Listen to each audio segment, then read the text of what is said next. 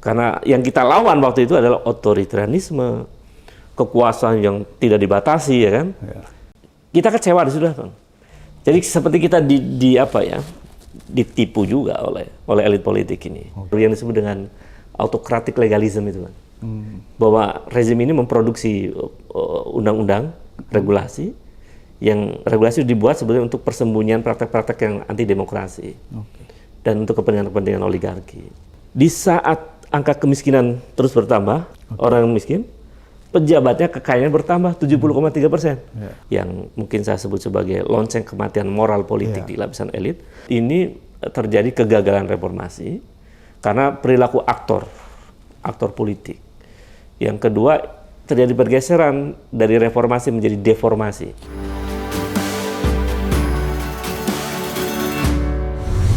Assalamualaikum warahmatullahi wabarakatuh. Selamat datang di channel Abraham Samad Speak Up. Seperti biasanya, hari ini saya tidak sendiri. Saya ditemani seorang narasumber yang luar biasa. Ini sahabat saya juga, seorang aktivis yang sangat terkenal di tahun 1998 di era reformasi. Saya langsung saja memperkenalkan beliau untuk mempersingkat waktu, Mas Ubedillah Badrun, SPD MSI. Ya. Gimana kabar, Mas Ubedillah? Baik, Bang Abraham. Saya panggil siapa nih yang lebih singkatnya?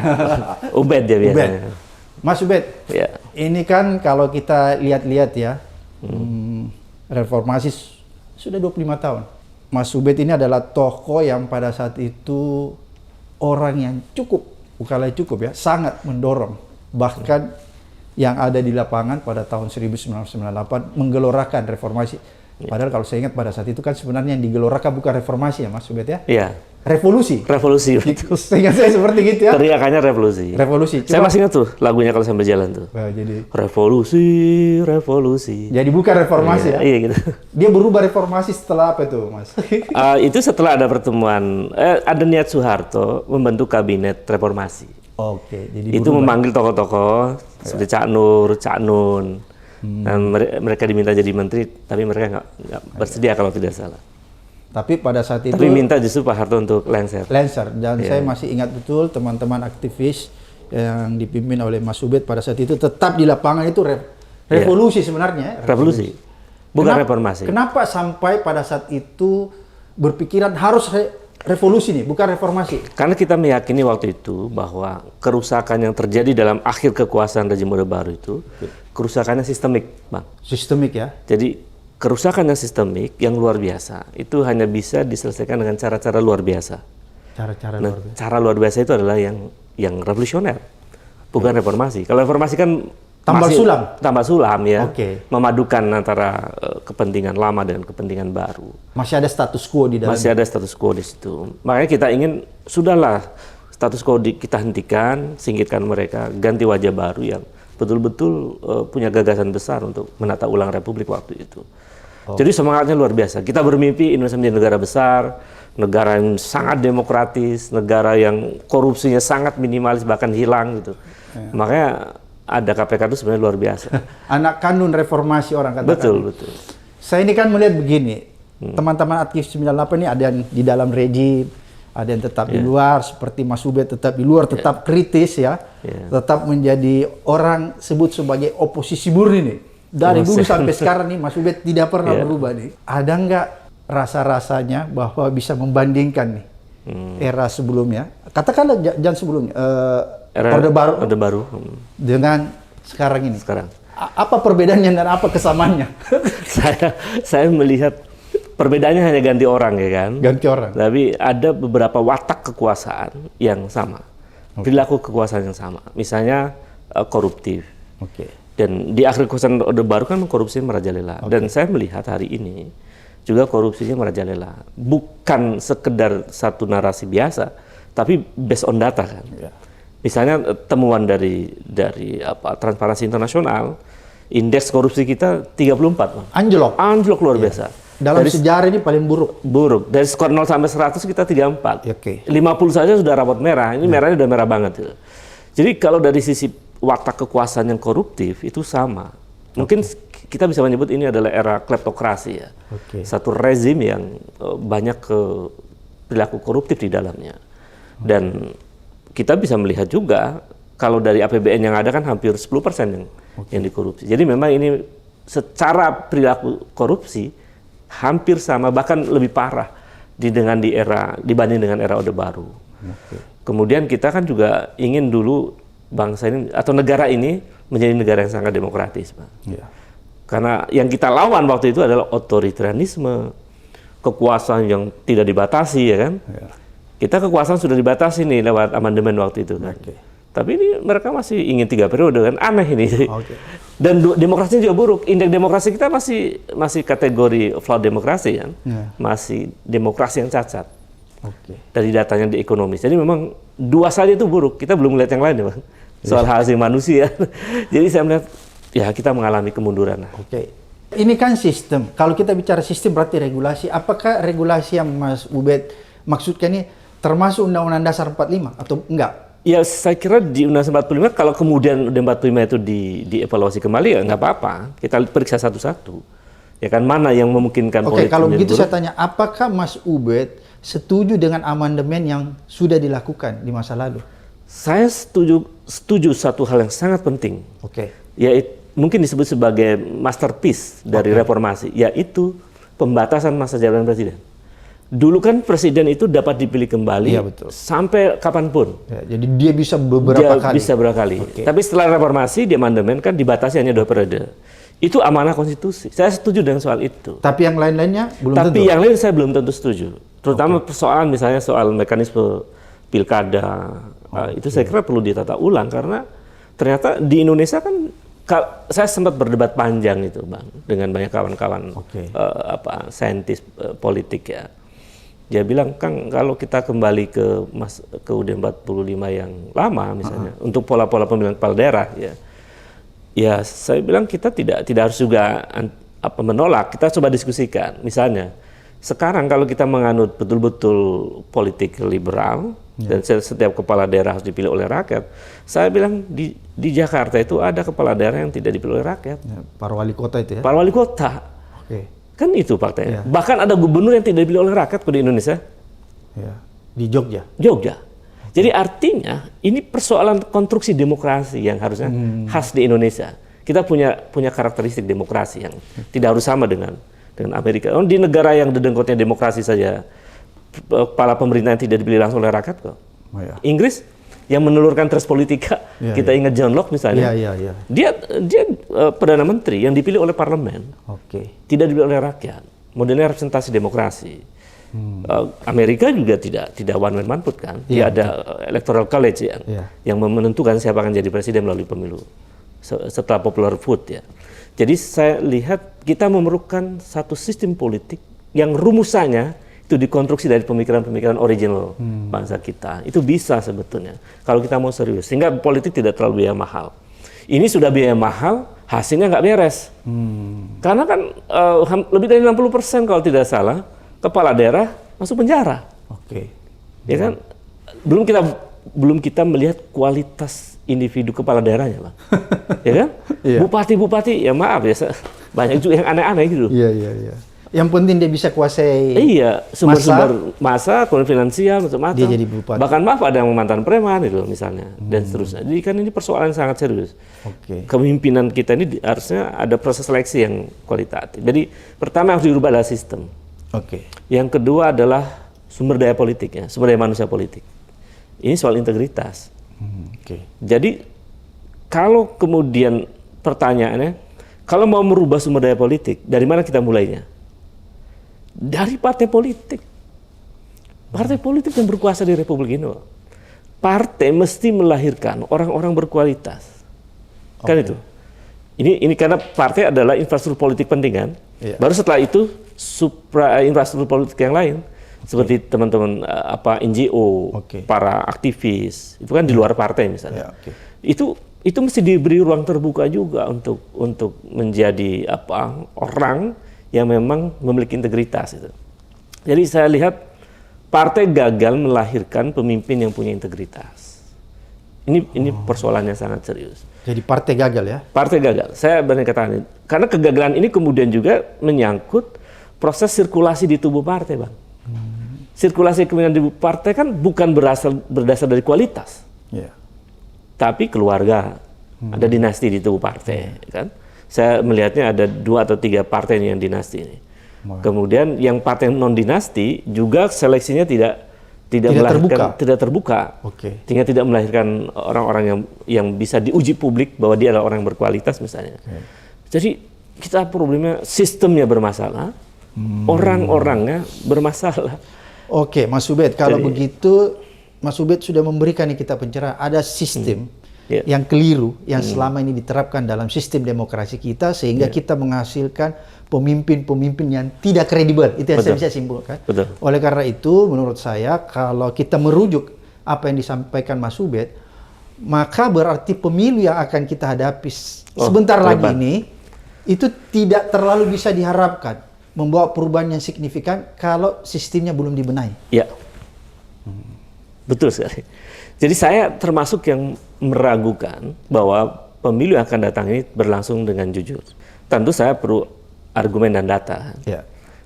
Argumen yang berbasis data itu sebetulnya sangat vulgar, bahwa di tahapan awal pemilu yang sudah sekarang berjalan, KPU itu kan penyelenggara yang harusnya dia independen, ya kan? Itu dalam masa pendaftaran awal partai politik sudah pelanggaran, Bang. Yang menyatakan itu pelanggaran itu bukan saya, tapi DKPP yang memutuskan bahwa saudara ketua KPU telah melanggar. Dan itu peringatan keras. Kalau melanggar sekali lagi, dipecat itu ketua KPU. Karena melakukan pola-pola banyak hal, pertemuan di belakang layar dengan tokoh-tokoh partai politik yang vulgar dan beberapa hal etik yang bermasalah. Ya. Jadi bayangkan, Bang, dari awal saja sudah masalah. Sudah masalah. Bagaimana kita bisa percaya dengan lembaga yang bermasalah sejak awal?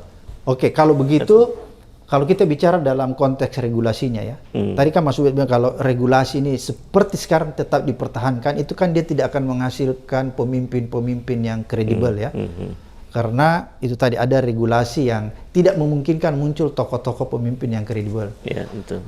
Berarti kalau saya membayangkan bahwa sebenarnya kalau kita mau pemilihnya lebih ideal, yang pertama disiapkan regulasinya, termasuk tadi yang Mas Ubed katakan threshold itu dan lain sebagainya. Jadi memang regulasi harus diproduksi untuk membuat sistem dan pelanggaran politik ini menjadi lebih baik, Bang. Nanti misalnya gini, kita perlu ada regulasi menyangkut partai politik. Bahwa uang untuk partai dari negara kan banyak. Maka tanggung jawab kepada publik, partai itu punya tanggung jawab kepada publik. Di antaranya adalah dia harus melahirkan calon-calon pemimpin yang bagus. Nah, saya melihat rekrutmen partai politik itu tidak melalui tahapan yang bagus untuk melahirkan calon pemimpin. Jadi kan mestinya kalau kita boleh menyampaikan ini, Bang, ya, cara untuk melahirkan pemimpin itu ada 2 dalam konteks politik. Pertama, dia ada selection, baru election. Di kita ini seleksinya nggak ada hampir. Langsung election. Langsung election. Jadi orang tiba-tiba masuk partai punya uang banyak, calon kepala daerah, calon presiden itu. Kapan seleksinya? Untuk sekarang udah jadi penyidik di KPK saja harus TWK ya. Calon presiden nggak ada tuh TWK-nya. Iya. Misalnya gitu. Nggak ada tes wawasan kebangsaan. Saya membayangkan kalau 3 calon presiden ini kita tes pakai TWK. Tapi yang ngetes memang kelompok akademisi yang profesional gitu ya. Independen. Saya belum tentu tuh 3-3-nya lolos misalnya. Misalnya begitu. Meskipun ada orang pasti ada yang lolos kan. Apalagi ke bawah ya sistem. Apalagi ke bawah. Jadi ini bagaimana partai itu dibingkai dalam satu undang-undang untuk melahirkan sumber daya politik yang bagus itu melalui sebuah proses yang betul-betul ada seleksi, lalu kemudian baru dia ikut dalam kontestasi yang masuk tahapan election itu. Jadi nggak bisa kalau pola masih seperti ini itu menurut saya. Mas Ubed, kecewa Anda melihat situasi seperti sekarang ini? Kan dulu pasti nih, saya tahu nih, Mas Ubed ketika turun di jalan, menggelorakan reformasi dan berhasil menumbangkan rejim Orde Baru, kan itu ada mimpi besar tuh, bahwa mungkin suatu ketika negara saya menjalani sistem pemerintahan yang betul-betul berpihak kepada rakyat, dan hasilnya juga bisa dirasakan langsung dari rakyat. Tapi ternyata kan dalam perjalanannya ada hal-hal yang tidak kita perkirakan ya. Iya, Bang, saya sangat kecewa sebetulnya. Saya sangat kecewa dengan kondisi sekarang ini. Yang saya ada dalam bayangan saya itu adalah orang-orang miskin. Saya tiap pekan ketemu dengan buruh, Iya. dengan masyarakat di pinggiran perkotaan itu, ya mereka memang hidupnya tidak seperti yang mereka bayangkan. Gitu. Iya. Bayangkan misalnya angka kemiskinan kita bertambah sekarang. Betul. Bahkan 59% dari pengangguran itu anak-anak muda Iya. sekarang ini. Ini bukan karena faktor semata-mata COVID, Iya, betul. tapi tata kelola negara yang aneh. Gitu. Satu sisi dia merekrut tenaga kerja yang dari antah berantah itu, di sisi lain anak-anak kita di PHK. Mereka hidup susah, bayar BPJS saja sampai bermasalah gitu, nunggak dan semacam. Jadi saya melihat yang paling tersentuh bagi kami adalah agenda reformasi yang harusnya berujung pada kesejahteraan rakyat. Hari ini nih enggak gitu, makin parah. Angka kemiskinan bertambah. Jumlah orang di bawah garis kemiskinan lebih dari 26 juta. Bahkan kalau dihitung dalam standarnya pemikir-pemikir pembangunan di internasional, termasuk juga World Bank dan seterusnya, ini orang miskin Indonesia lebih dari 100 juta sekarang. Bertambah. Jadi dengan standar BPS saja itu sudah bertambah 4 juta kalau nggak salah dalam tahun-tahun terakhir ini. Yang orang berada dalam garis kemiskinan. Itu bahkan angka kemiskinan di perkotaan juga bertambah. Angka kemiskinan di pedesaan terus bertambah. Jadi apa hasil yang kita mimpikan pada tahun 98 sampai hari ini? Yang paling merasakan penderitaan itu adalah masyarakat kecil. Yang kedua, kita menyimpulkan seluruh proses problem ekonomi di masyarakat kecil itu ini akibat dari praktek politik yang buruk. Demokrasinya nggak berkualitas, indeksnya memburuk, birokrasinya tidak melahirkan good governance dan clean government misalnya. Dampaknya kan luar biasa. Sampai pada persoalan-persoalan kemiskinan. Bahkan yang paling parah itu, uang yang harusnya diberikan bantuan untuk orang-orang miskin, dikorupsi. Nggak pernah dalam sejarah, setahu saya, tidak pernah ada dalam sejarah peradaban bangsa ini, ada uang untuk membantu rakyat dikorupsi. Dalam situasi rakyat susah. COVID, ancaman kematian, PHK, kemiskinan. Baru kali ini. Jadi ini rusak. Ini parah. Itu yang membuat kami, ini harus dievaluasi keras. Dan saya katakan, harus saya katakan bahwa rezim ini masuk kategori kleptokrasi sudah. Campur tuh, oligarki, kleptokrasi. Bahkan ada lagi teknologi baru yang disebut dengan autokratik legalisme itu kan.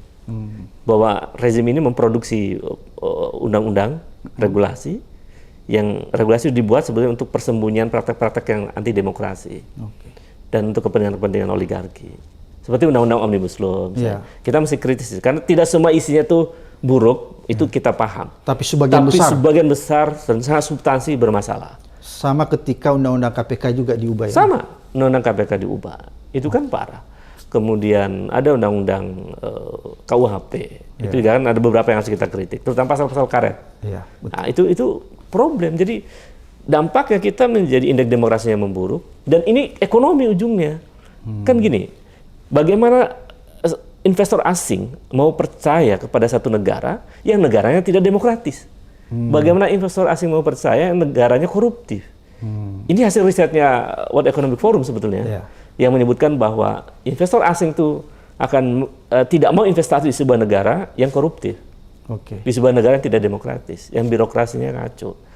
Jadi, mengapa kita mesti membangun demokrasi yang berkualitas, mesti membangun good governance dan clean government? Karena ini dampaknya ke ekonomi sebetulnya. Jadi, luar biasa. Ya, meskipun pemerintah mengklaim kan angka pertumbuhan ekonomi kita naik 5,3%. Ya, tapi itu hanya dinikmati segelintir orang ya. Itu dia. Kelas menengah. Betul bang, betul. Itu aneh tuh bang. Jadi angka pertumbuhan ekonomi kita naik 5,3%. Logikanya, kalau angka pertumbuhan ekonomi naik, itu harusnya pengangguran tidak bertambah. Artinya lapangan pekerjaan bertambah. Ini angka pertumbuhan ekonomi naik, pengangguran bertambah. Ini aneh. Ini paradoks dan ini anomali. Kasus Indonesia ini. Kemudian yang kedua, di saat angka kemiskinan terus bertambah, orang miskin, pejabatnya kekayaan bertambah 70,3%. Itu juga paradoks. Jadi wajah paradoks ini ya saya kira menimbulkan ketegangan politik tertentu ya sebetulnya. Yang ini saya khawatirkan sebetulnya. Jadi kalau begitu Mas Ubed, kalau Anda melihat situasi sekarang, apakah Anda menganggap bahwa harus ada sesuatu? Katakanlah reformasi kedua harus digulirkan atau bagaimana nih yang ada di kepalanya Mas Ubed? Saya berpikir bahwa problem bangsa ini sudah cukuplah 25 tahun itu kita menata dengan, bukan kita sih, mereka kok ya kan, yang salah gitu, menata republik ini. Nah, kesalahan ini berdampak kepada problem yang sangat serius, sangat sistemik, sehingga kita terjebak dalam persoalan besar, extraordinary ini sebetulnya. Situasi yang luar biasa parah ini, itu nggak mungkin bisa diselesaikan dengan cara-cara biasa. Harus dengan cara-cara yang luar biasa. Tafsirnya bagaimana cara luar biasa, biar publik dan Bang Abraham Samad yang bisa menafsirkan. Salah satu tafsirnya reformasi kedua ya. Saya kira itu diantaranya. Tapi kan begini, jadi, Mas Ubed, reformasi kemarin yang terjadi 98, itu kan reformasi yang tambal sulam. Ya betul. Tambal sulam, dia hanya menempel yang buruk, tempel. Tapi dia tidak menghasilkan sesuatu perubahan yang signifikan. Betul. Kalau misalnya reformasi dilakukan lagi pada saat sekarang dan reformasi itu seperti dulu, kan itu namanya kita melakukan hal-hal yang kita ulang-ulang tapi tidak menghasilkan sesuatu yang bermanfaat. Betul. Kita sebenarnya diajarkan oleh para nenek moyang kita yang bijak itu bahwa jangan jatuh di lubang yang sama, kan itu. Nah, rupanya praktek kekuasaan kita kan sekarang jatuh pada lubang yang sama. Artinya kita pada level kebodohan yang luar biasa sebetulnya, Bang. Jadi secara era kita memasuki apa yang disebut dengan digital society era, teknologi begitu udah canggih, gitu kan, dan seterusnya. Tapi watak perilaku politiknya masih mengulang hal-hal kuno yang harusnya sudah disingkirkan, koruptif, manipulatif, anti demokrasi, dan seterusnya itu. Jadi ini watak karakter politiknya yang belum berubah. Maka sebetulnya di saat yang sama dengan agenda-agenda yang tadi saya kemukakan, sistem dan orang itu juga perlu ada perubahan paradigma politik kebangsaan kita. Jadi saya melihat gini, jarang orang melakukan refleksi yang sifatnya teoritik. Misalnya, sekarang ini sebetulnya kita mesti kembali dalam perenungan 1945, ketika Bung Hatta, Bung Karno, Agus Salim, dan lain-lain yang mereka orang-orang yang hebat itu memikirkan tentang negara. Itu kan perdebatannya sangat intelektual, lalu mereka merumuskan konsep republik. Republik itu kan paradigma republikanisme. Nah, konsep yang lahir di masa Cicero, masa Yunani, dan berkembang sampai era modern yang membuat demokrasi berkembang. Itu kan konsep republik, itu kan res publica. Konsep di mana negara itu ada, politik itu ada untuk melayani publik, melayani kepentingan umum. Orientasi negara republik itu adalah rakyat, bukan oligarki. Sekarang itu orientasinya terlalu dominan ke oligarki. Kita tidak membangun keseimbangan antara kepentingan pebisnis dengan kepentingan rakyat. Ini parah, ini dominan ditarik ke kepentingan oligarki sampai undang-undangnya diatur, Bang, untuk kepentingan mereka. Ini kan parah. Jadi konsep republiknya sudah bergeser menjadi kleptokrasi. Kalau begitu saya ingin katakan begini. Kita bicara tadi tentang oligarki. Kan kalau kita lihat di negara-negara maju, Mas Ubed ya, itu kan semua punya oligarki. Dan oligarki juga sangat dominan di negara-negara maju. Apakah Indonesia ini gagal mengendalikan oligarkinya sehingga seperti sekarang ini demokrasi kita demokrasi yang diatur oleh korporasi kan gitu ya, seolah-olah begitu. Berarti ini kita gagal mengendalikan luar biasa. Ini pertanyaan yang makin menukik. Karena ya jujur saja bahwa problem kita di situ. Begitu reformasi berjalan sekian tahun, lalu karpet merah diberikan oligarki begitu leluasa untuk mengendalikan politik. Nah, ini karena tadi saya katakan ini sudah terlalu luar biasa intervensi oligarki dalam arena politik, maka ini yang menjadi soal itu kan begini, Bang. Tadi udah pertanyaan Abang menarik tuh. Bagaimana posisi oligarki yang seharusnya dengan praktek kekuasaan yang sekarang sangat oligarkis itu? Sekarang ini menurut saya tidak menempatkan oligarki pada tempatnya. Jadi tidak harus disingkirkan, tapi tidak harus disingkirkan, tapi tempatkan pada tempatnya. Jangan misalnya saya jadi penguasa, karena saya mempunyai ide ada proyek ke litium dan lain-lain, lalu saya bikin pabrik kendaraan listrik. Saya juga. Jadi saya pengambil keputusan, kebijakan, saya juga bikin pabriknya. Ini namanya peng-peng, penguasa sekaligus pengusaha. Ini yang problematis di Indonesia hari ini. Jadi regulator juga. Jadi regulator juga. Kan parah. Jadi di situ ada conflict of interest, ada abuse of power di situ. Itu masalah serius. Nah, parah ini jejaring juga dengan oligarki besar, oligarki ekonomi. Ini kan oligarki politik nih. Jadi oligarki politik, ya sebetulnya oligarki itu ya semuanya itu jadi satu kan. Jadi parah, Bang. Nah, makanya tadi saya katakan. Jadi Bang Mas Ubed mengatakan begini, kalau seorang pedagang, jangan jadi pengusaha, karena kalau dia jadi pengusaha, dia buat aturan yang menguntungkan perdagangannya. Kira-kira gitu. Udah jadi penguasa, dia berdagang juga gitu loh. Jadi kalau ada pebisnis, lalu dia diangkat menjadi pejabat publik, dia kan harus kepentingan publik, maka lepaskan bisnisnya, dilepaskan. Yang sekarang terjadi enggak, Bang. Dia pebisnis, lalu jadi menteri misalnya, ini nggak dilepasin. Ini parah. Bahkan terlibat dalam bisnis baru yang itu buah dari regulasi yang dia buat. Jadi menurut saya ini sangat serius. Sekarang ini parah. Makanya konsepnya adalah tempatkan oligarki pada tempatnya. Bahwa kita tidak anti terhadap para pebisnis, kita harus welcome kan dengan dunia bisnis. Karena itu bagian dari pembangunan ekonomi kita. Tapi bagaimana mereka posisinya ditempatkan yang ya terhormat lah. Dikendalikan ya seperti dikendalikan dan itu ada regulasinya untuk mengatur itu. Berarti pekerjaan rumah presiden yang akan terpilih, betul, Kang Ubed, bahwa dia harus mampu mengendalikan oligarki. Iya, itu kira-kira masih ada harapan, Mas Ubed lihat bahwa calon-calon pemimpin yang akan datang bisa mengendalikan oligarki? Harapan harus selalu ada ya. Walaupun kita pesimis. Walaupun kita pesimis. Jadi karena kan ya agama saya yakini melarang untuk putus asa. Oke. Tapi bahwa cara berubahnya nanti seperti apa, nanti biar situasi akan memungkinkan itu terjadi. Jadi kalau pertanyaan apakah saya bisa optimis dengan pemilu dan capres yang sekarang mampu mengendalikan oligarki, tidak ada jaminan, Bang. Untuk mereka apakah 3 capres ini mampu mengendalikan oligarki. Meskipun misalnya dari tiga capres itu misalnya kan, ini kalau jadi misalnya pemilunya kan, meskipun saya masih lihat ini ada yang masih 3 periode kok. Masih ada tuh. Itu masih khawatir. Masih khawatir saya. Jadi Mas Ubed masih takut ini. Masih khawatir 3 periode ini. Karena ngaco ini, Bang.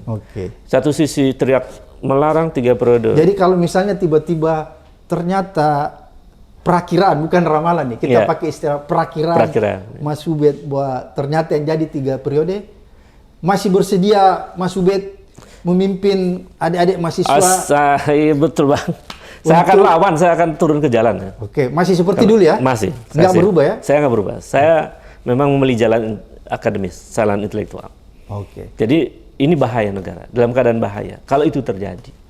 Nah, maka kemudian kita bertanya misalnya, kalau itu terjadi ya pasti perubahan besar terjadi. Mahasiswa tidak akan diam di kampus-kampus. Kemudian, tapi kalau pemilu berjalan linear, nah apakah oligarki itu bisa diatur oleh mereka? Ya kita ngelihat 3 orang ini, capres ini misalnya, mana yang paling dikendalikan oleh oligarki, yang paling dominan. Apakah Prabowo, apakah Ganjar, apakah Anies.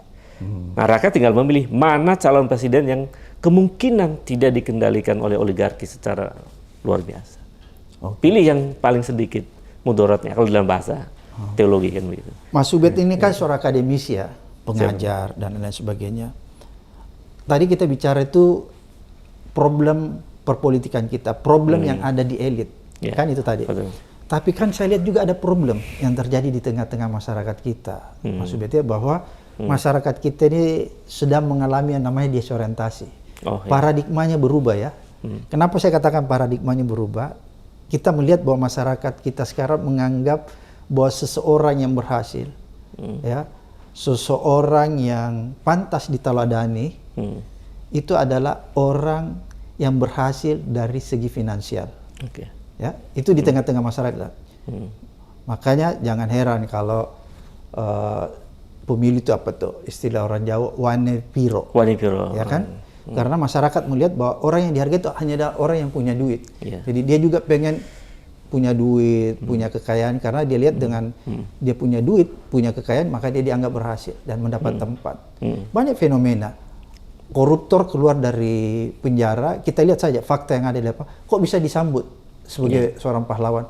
Bahkan masih diberikan tempat misalnya di partai politik, jadi seseorang petinggi dan ini kan fenomena yang nggak bisa diabaikan, ya, bahwa oh ternyata ada sesuatu yang terjadi di tengah-tengah masyarakat. Masyarakat mengalami pergeseran nilai, ya, bahwa yang mereka contoh itu adalah orang-orang yang berhasil dari segi finansial. Padahal kan seharusnya tidak seperti gitu. Oleh karena itu saya bilang ada pergeseran nilai nih.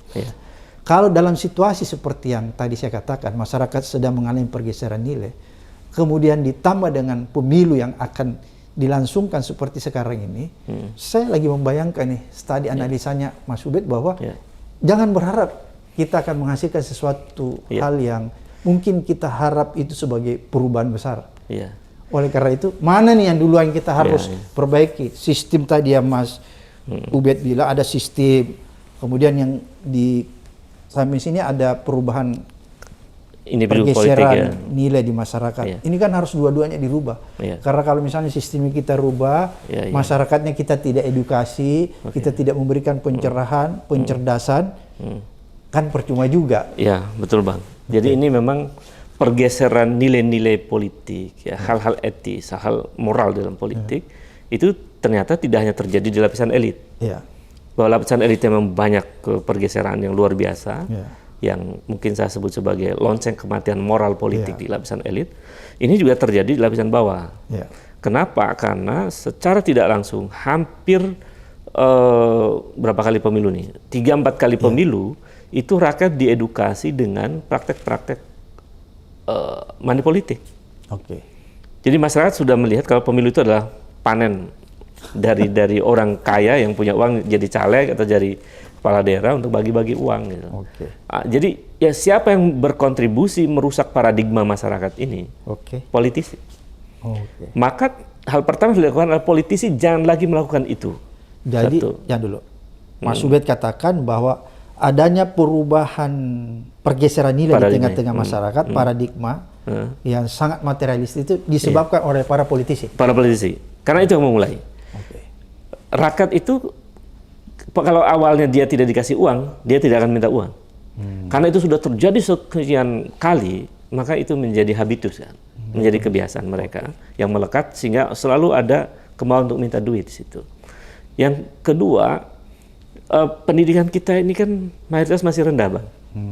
60% penduduk Republik ini masih SMP. Jadi kalau dalam studi lamanya pendidikan mereka itu ya sekitar 8-9 tahun gitu. Jadi artinya rata-rata masih SMP. Kalau lulusan rata-rata SMP itu kan masih masyarakat kita masih cenderung irasional. Orang-orang irasional itu mudah dikendalikan dengan hal-hal sifatnya subjektif. Selain uang juga pesona tertentu gitu. Yang nanti ada kaitan dengan pencitraan politik. Jadi orang yang biasanya nggak pernah ke gorong-gorong tiba-tiba gorong-gorong itu orang juga kagum gitu. Kira-kira itu karena irasionalitas. Jadi masyarakat yang irasional itu mudah digeser paradigmanya. Maka sebetulnya sekarang ini setelah 25 tahun ini mestinya jadi momentum untuk merubah itu semua. Politisi tutup kasih uang ke rakyat. Rakyat dikasih edukasi. Dan ini kaitannya juga dengan Bawaslu, pengawas pemilu ini harus serius. Kalau enggak ya kita bablas lagi, ngaco lagi pemilu kita. Jadi di satu sisi kita bisa tahu bahwa aktor dari yang merusak paradigma masyarakat ini adalah politisi. Saya harus katakan itu. Meskipun tidak semua politisi seperti itu ya Bang, tapi mayoritas itu terjadi. Karena saya juga riset di lapangan memang menemukan itu. Gitu. Bayangkan pemilihan kepala desa saja ikut model kayak pilkada Bang. Kepala desa itu bisa jadi kepala desa habis sampai 9,5 miliar. Itu kita temukan data itu. Karena mereka ngasih setiap orang 300.000. Karena lawannya ngasih 200, dia ngasih 300. Untuk bisa mendapatkan suara. Ini kan parah. Karena mereka ngikut cara-cara waktu pilkada, cara-cara waktu pilpres, cara-cara waktu pileg gitu. Diikuti sampai ke tingkat desa. Ini kan rusak. Kalau begitu praktek-praktek ini terjadi setelah era reformasi? Iya. Ini lebih parah. Kalau dulu mungkin pada masa Orde Baru itu masih malu-malu. istilah mereka serangan fajar, ya kan? Serangan fajar kan terjadi waktu itu. Tapi juga uangnya kecil, 5.000, 10.000. Kalau sekarang udah ratusan ribu, Bang. Ratusan ribu. Jadi ini ngeri nih, yang menyebar uang ini ngeri. Karena ini kan ada kaitan dengan oligarki juga untuk mencapai kemenangan mereka itu, target-target mereka. Jadi kalau dulu masih malu-malu, sekarang tidak ada serangan fajar, serangan siang hari, siang bolong. Siang bolong. Serangan siang bolong. Jadi vulgar, kasih aja tuh. Kan kita lihat kemarin, datang ke masjid, kasih amplop isinya uang, di videoin, nyebar kemana-mana. Terang-terangan ngasih duit. Amplopnya gambar dan partai. itu tidak dianggap sebagai pelanggaran moral ya? Iya, aneh ini. Oke. Rusak paradigma kebangsaan kita. Jadi oleh karena itu menurut saya harus evaluasi mendasar, evaluasi total. Baik di lapisan elit, lapisan sistem, lapisan sumber daya politik, sama lapisan masyarakat. Kalau kita mau menjadi negara maju, kita berubah. Kalau enggak, stagnan kita. Sementara negara lain sudah mulai lompatan. Kita angka pertumbuhan ekonomi 5,3%, 5,3% bangga. Coba banding dengan Malaysia sekarang. Malaysia sudah di atas 8%. Vietnam di atas 8%. Sempat bahkan Malaysia 14% kemarin. Beberapa kuartal yang lalu. Kemudian Vietnam 13%. Filipina sudah di atas 7%. Kita masih 5,3%. Di Asia Tenggara kita masih, jangan tanya dengan Singapura ya, lebih kalah lagi kita. Jadi ada secara ekonomi itu kita masalah gitu. Jadi buah dari praktek kekuasaan yang buruk tuh hasilnya yang kayak gini lah. Berarti menurut Mas Ubed bahwa reformasi yang terjadi di tahun 1998 itu tidak memperbaiki sistem, tapi hanya mengganti orang. Jadi gini, itu memperbaiki sistem, tapi beberapa teks dari sistem saja. Nggak keseluruhan? Nggak keseluruhan. Oke. Misalnya yang saya sebut teks itu tadi, pasal tentang masa jabatan presiden. Itu kan tekstual tuh. Bahwa presiden hanya dapat dipilih kembali untuk 1 kali periode berikutnya. Cuma 2 periode. Itu berhasil kita. Lalu misalnya di fungsi ABRI dicabut. Dulu ada anggota tentara dan polisi tanpa ikut pemilu jadi anggota DPR. Itu hilang. Secara tekstual, prosedural, kita berhasil di situ. Soal masa jabatan presiden dibatasi, soal di fungsi ABRI. Kemudian soal otonomi daerah. Itu kan terjadi itu. Itu namanya, saya meyakini itu namanya demokrasi prosedural, Bang, kan. Tapi demokrasi substansial buruk sekali. Parah sekali. Misalnya soal kebebasan sipil. The Economist menyebut skornya kan 5,59. Merah rapotnya. Ya kasus kayak Haris Azhar sama Fathia. Mas Ubed juga ya? Saya juga kan sama dilaporkan. Orang hasil riset kok. Orang diskusi hasil riset, diskusi yang sangat saintifik, sangat argumentatif, dilaporin. Kalau data kan argumen dilawan argumen, data lawan data kan. Berarti kebebasan berpendapat sekarang itu memburuk. Sedang terancam? Terancam. Oke. Terancam. Karena datanya menunjukkan itu. Kan banyak yang orang berbicara kemudian dilaporkan misalnya. Jadi demokrasi substansial kita memburuk. Tidak hanya kebebasan berbicara, tapi juga kebebasan untuk hak hidup nyaman, hak hidup. Kan kita tahu bahwa masa lalu ada pelanggaran HAM. Jangan dulu. Ketika awal-awal reformasi kebebasan itu kan dinikmati, saya lihat ya. Betul. Itu terjadi pada episodenya Habibie. Saya harus katakan itu. Habibie itu berhasil membongkar semacam mendekonstruksi satu pola kekuasaan sangat otoritatif, sangat otoriter begitu, berubah menjadi demokratis. Kita udah merasa bebas waktu itu. Ya. Pers juga bebas kan, siupnya dicabut, kemudian partai boleh berdiri banyak. Pokoknya kita gembira waktu itu. Nah, satu-satunya Habibie yang menjadi beban kan dia gagal menuntaskan kasus pengadilan Pak Harto. Itu aja ya. Tapi dari sisi demokratis keren, luar biasa dia. Kemudian sisi ekonomi juga luar biasa. Dia itu dalam waktu setahun lebih ya. Itu kalau nggak salah nilai tukar rupiah itu dari 16.000 itu jadi sekitar di bawah 10.000 itu. Itu Oke, jadi keren. berarti Mas Ubed mau katakan sebenarnya kita pernah menikmati yang namanya kebebasan. Pernah. Sampai zamannya Gus Dur lah. Dan Megawati terakhir. Mungkin kan Megawati cuma sebentar ya waktu itu. Jadi Gus Dur kan ada kebebasan kelompok etnis, kemudian Gus Dur juga berhasil membuat undang-undang pengadilan HAM. Itu era Gus Dur. Meskipun korupsinya masih problem memang dari era pemberantasan korupsi ya.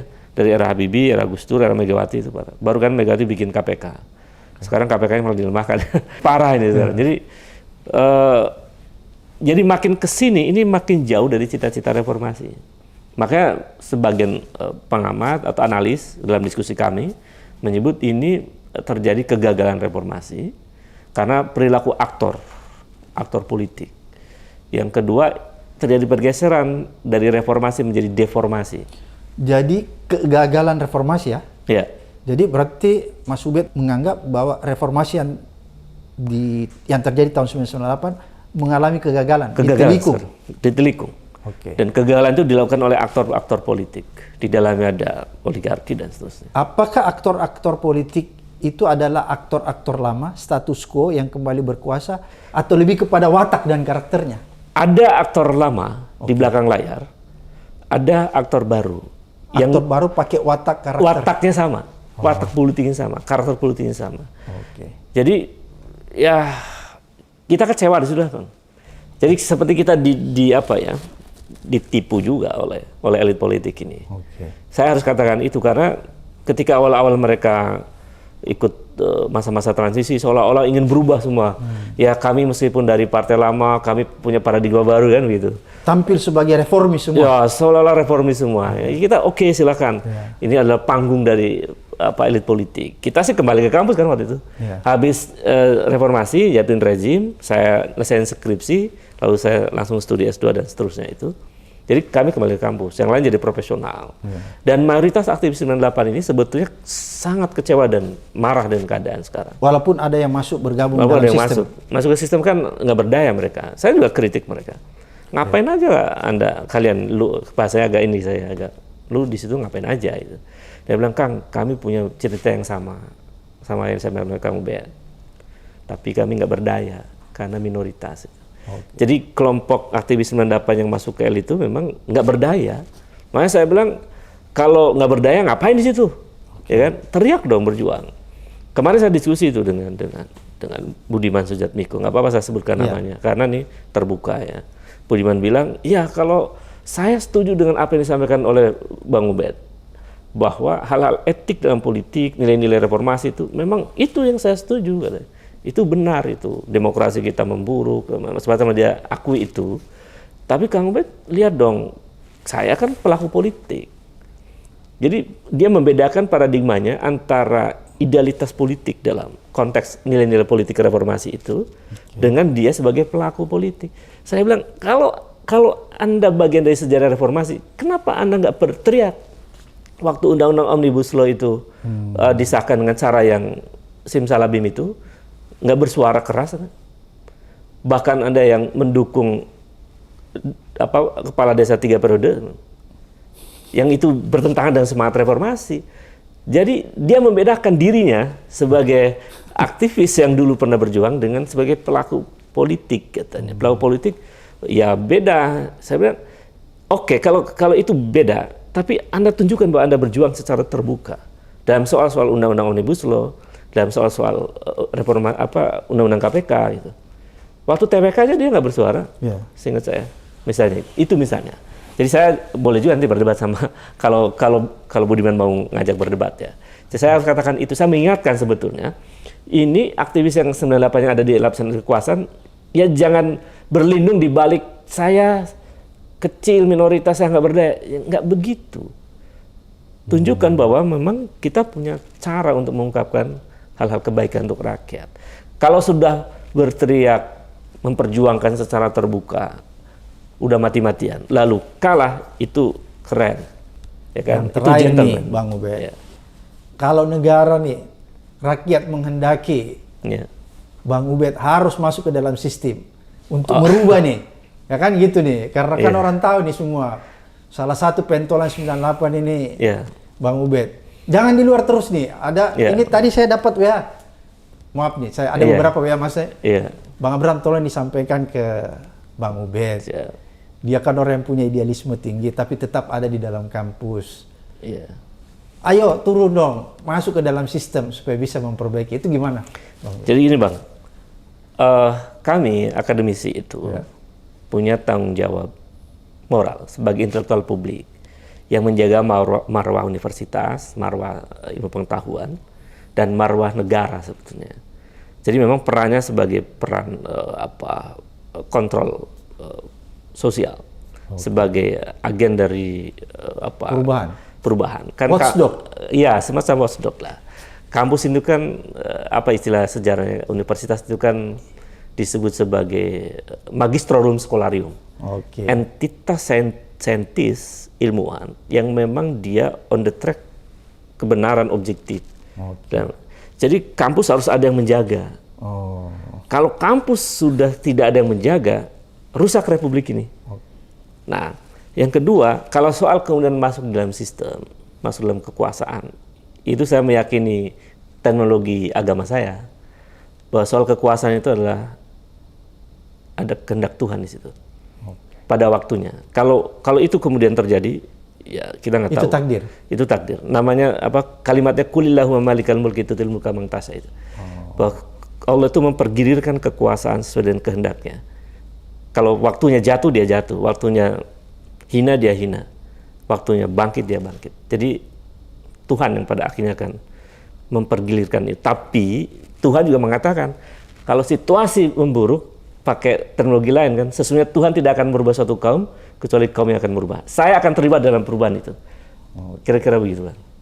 Oke, Bang Ubed, terima kasih banyak atas pencerahan edukasinya di channel Abraham Samad Speak Up. Kita berharap bahwa suatu ketika Bang Ubed ini tidak hanya berada di dalam kampus, tapi kita juga setuju bahwa Bang Ubed ini akan menjaga marwah kampus ya. Siap. Tapi pada saat-saat tertentu ketika negara atau rakyat membutuhkan, kita Bang siap Ubed bersama-sama. Siap bersama-sama kembali seperti dulu. Siap. Terima kasih, sampai ketemu di episode berikutnya di Abraham Samad Speak Up. Sama-sama. Luar biasa.